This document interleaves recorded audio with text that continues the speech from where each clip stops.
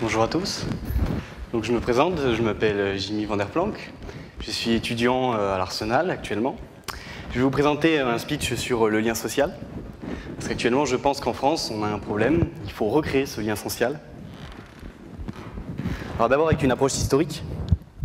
Cette approche historique, ça commence environ au Moyen-Âge, où vous avez une société très familiale, parce que pour survivre au Moyen-Âge, il faut avant tout être capable de s'alimenter. Et du coup, on utilise ses alliés naturels, c'est-à-dire la famille, pour survivre. Avec notamment à partir de 1492, où on commence à amener de l'or en France et à ramener la pomme de terre, notamment, les familles commencent à disparaître. On peut commencer à s'émanciper de la famille et c'est là qu'apparaît l'individualisme. Alors l'individualisme, actuellement, ça a une très forte connotation économique. Pourtant, c'est à la base une connotation sociale. Je vais parler de l'individu, notamment. Alors l'individu, qu'est-ce que c'est? Prenons un exemple. Voici deux stylos. Ils se ressemblent, ils sont a priori, ils sortent de la même usine sans doute.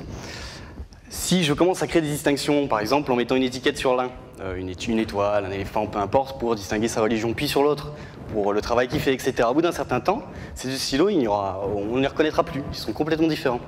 C'est à peu près ce qui se passe avec l'enfant, c'est-à-dire qu'à la naissance, il n'y a pas de différence entre les individus. Pour autant, très rapidement, avec la société humaine, ils vont se caractériser. Ils vont développer des expériences différentes. Ils vont être français, ils vont avoir des parents qui maîtrisent tel domaine, etc. Petit à petit, ça va créer des expériences qui vont réagir sur leur caractère. Actuellement, quand on a un choix de vie qui nous est presque déjà dirigé, c'est-à-dire que vous avez un chemin qui est tracé pour chacun d'entre nous. C'est d'abord l'école, puis ensuite vous allez essayer de trouver une petite amie, ça va venir les études, le travail, les enfants, le mariage, pour finir, on va essayer de se développer au travail et enfin la retraite.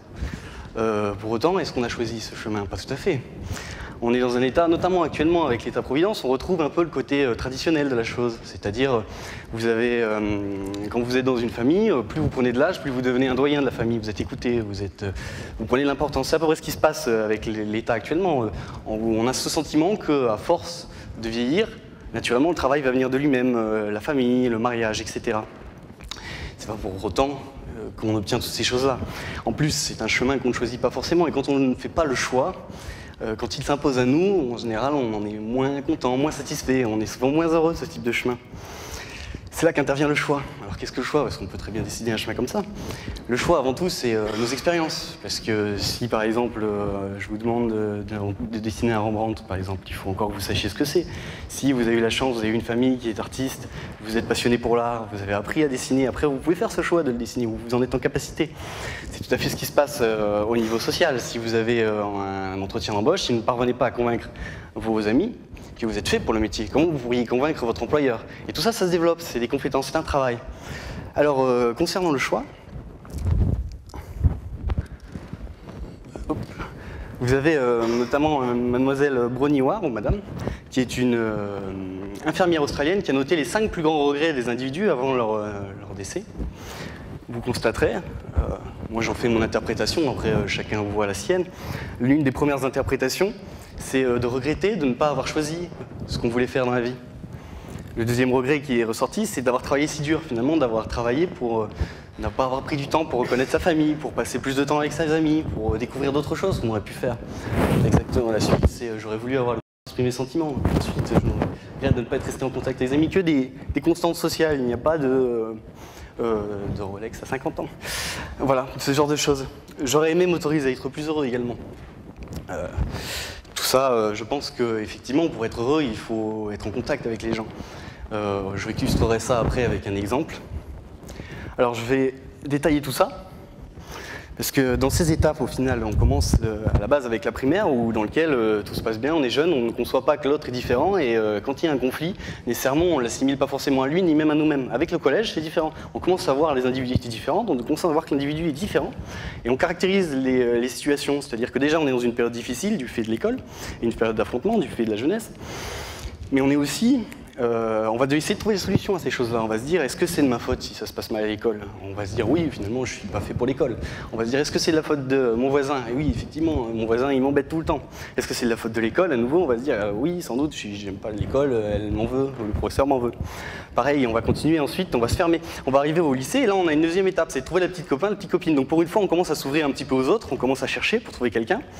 Puis on trouve en général quelqu'un, c'est la période où c'est la période du couple, c'est le moment un petit peu à la fois hermétique et passionné. Pour autant, à un moment, il faut se réouvrir et c'est l'âge de l'université. À l'université, vous avez 18 ans, vous voulez passer à l'étape suivante, c'est le travail.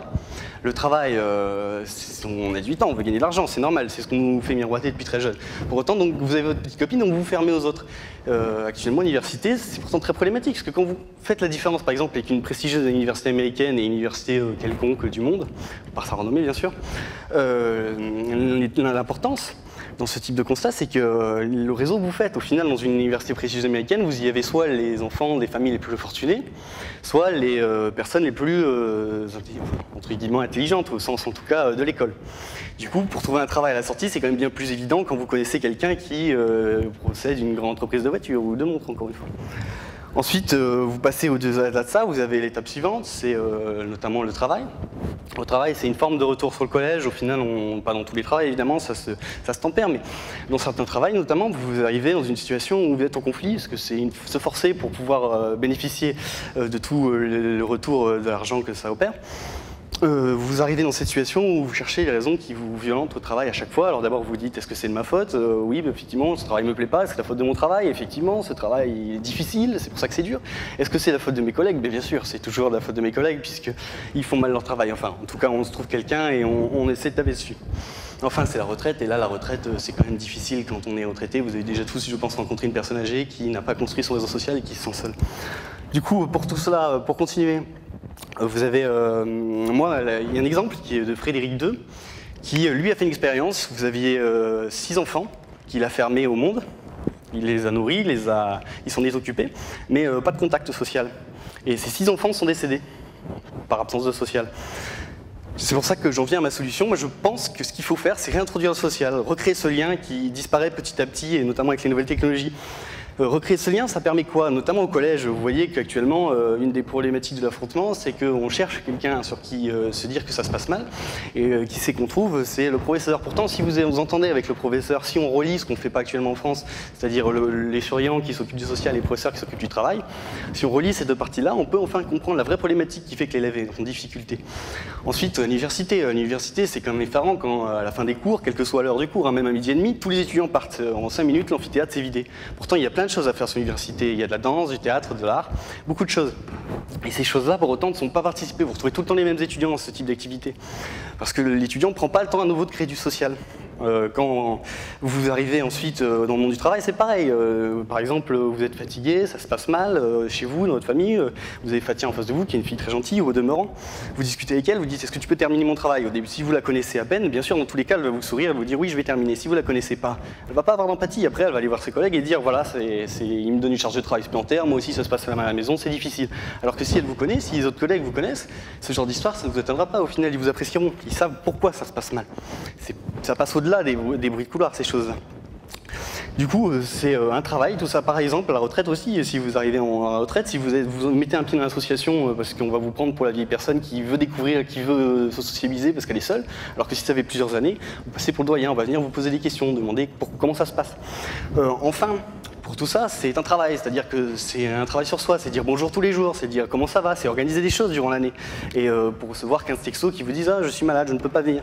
C'est des choses pas forcément évidentes à faire. Pour autant, c'est comme ça, je pense, qu'on peut recréer le lien social.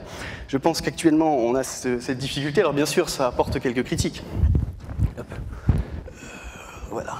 Ça apporte quelques critiques. Mais pour demain, construire un monde meilleur, je pense qu'il faut être en capacité de retirer nos différences, de les faire oublier et de nous rassembler tous ensemble. À nouveau. Merci beaucoup.